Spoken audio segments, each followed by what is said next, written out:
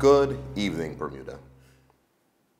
Recent losses in our community have deeply affected us all, and our closely knit island has been reminded of the fragility of life and the importance of unity in the face of adversity. Last week, government ministers, community leaders, and I collectively called for the people of Bermuda to come together to support one another and work towards a brighter future. Our first priority was support those directly impacted by recent tragedies with compassion, empathy, and tangible assistance. Secondly, we assured you that the government will continue to work with Government House and the Bermuda Police Service to ensure the safety and well-being of our residents. However, we also acknowledge that policing is only a part of the solution, and that we will increase our investment in resources and programs that address the root causes of the issues facing our communities. We recognize that building a safer and more resilient community requires a comprehensive approach. While maintaining public safety is crucial, we must also address the underlying social challenges and economic challenges contributing to these issues. Over the past 7 years, your government has continually worked to build a fairer and more equitable Bermuda. We have made significant strides in various areas, including reducing the tax burden on working people, increasing affordable housing stock, and reforming our education system while consistently increasing seniors' pensions to keep in line with the rate of inflation. We have increased investments in scholarships, training, and development programs to ensure our young people have access to quality education and career opportunities. We have expanded summer day camps, making it easier for parents to find affordable programs for their children. We expanded childcare allowance to support more families and provided significant financial assistance to our athletes, community clubs, and youth programs. More recently, we have also focused on improving government efficiency to provide you, the people of Bermuda, with the level of service you deserve, and which lives up to our reputation of being a sophisticated jurisdiction. This work is already bearing fruit with the launch of digital fare media through the ShoreLink app for buses and ferries, and the online payment portal for government services. We have done this while maintaining prudent management of the public purse, reducing costs where we can, and making it easier for Bermudians to own their own piece of this beautiful rock. In this year's budget, your government froze the standard premium rate for the third consecutive year, saving all policyholders in Bermuda $540. We repaid $50 million and reduced Bermuda's debt without introducing any new taxes or fees. We allocated the highest capital expenditure in 16 years to improve our infrastructure, including doubling the budget for road paving. Additionally, our mortgage guarantee program has helped dozens of Bermudians achieve home ownership, providing security and stability for their families. Our efforts to rebuild our economy after a once-in-a-century pandemic have yielded positive results. We have seen unemployment in Bermuda fall to a level not seen since 1980. We presented a balanced budget to Parliament this year as we prepare to implement a new corporate income tax next year that will bring additional revenue to the government, which we will use to further reduce costs for residents and businesses.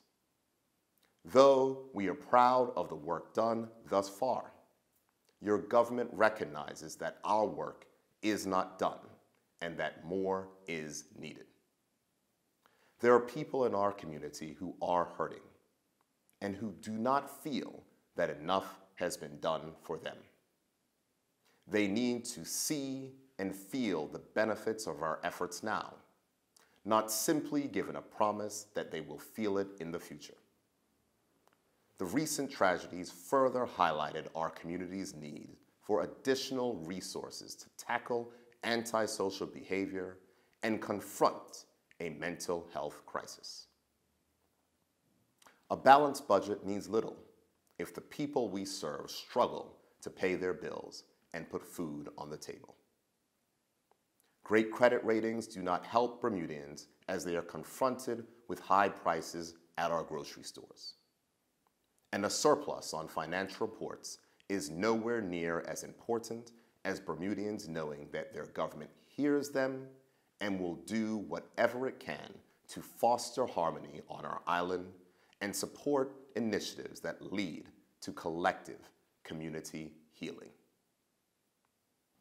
We have heard from residents on the doorstep about their difficulties, specifically how the cost of living is a significant burden for many Bermudian families, and the challenges of coping with the stress that has been compounded when we experience tragedy. In my remarks following our recent tragedies, I said that Bermuda and Bermudians must not be defined by these events, but by our response to them and to one another. As your government and elected leaders, it is our responsibility to lead by example. Therefore, our response will be to increase our efforts to provide the assistance our people need. Your government will immediately focus its work and financial resources on tackling the cost of living with direct interventions aimed at reducing the prices of essential goods. Last week, your government did just that by cutting the tax on electricity by 60%. And we are committed to do more to invest in social support, mental health, and care for our aging population. Over the coming weeks, your government will focus its efforts on implementing additional ways in which it can intervene to provide more relief for you and your family. When the House of Assembly resumes in September, we will present a mid-year budget review containing measures that will deliver a meaningful difference in the lives of Bermudians now. Unlike previous governments, we will not ask the people of Bermuda to give more than they already have. There will be no cuts to essential services, no implementation of furloughs, no increase in taxes, and no withholding of support from our seniors or our most vulnerable. This government will leverage our improved economic performance and finances to provide even more relief and support, ensuring that every Bermudian can experience the benefits of our collective progress. Your government will not wait for future fiscal years to take action. We will act now to provide the support that our community desperately needs. We will put the needs of the Bermudian people above the desire for an impressive balance sheet. And the additional measures will be thoughtful, sustainable, and financially prudent, as all of our decisions have been. I know that many will ask why the government is making this announcement at this time. The simple answer is that it is the right thing to do. If we want our community to come together and work hand in hand to address the social challenges we face, we must do what we can to ensure that people in the community can focus on unity and supporting one another rather than being overwhelmed by the costs of their everyday needs, and have access to the support needed to tackle community violence.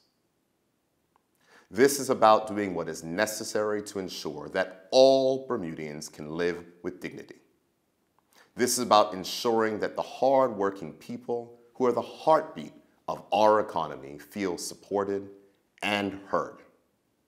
That educators and our social workers have the resources they need, and that Bermudians who are taking care of their aging parents have the additional support that is required from their government.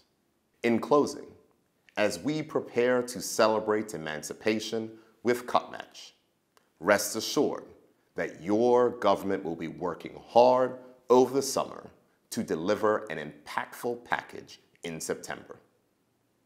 We have achieved much over the past 7 years, but we know more must be done. This government remains committed to its mission of supporting working people, and we will redouble our efforts to ensure that all Bermudians feel the benefits of the collective progress we have made and will continue to make together. Thank you, and let's continue working together to support all of Bermuda.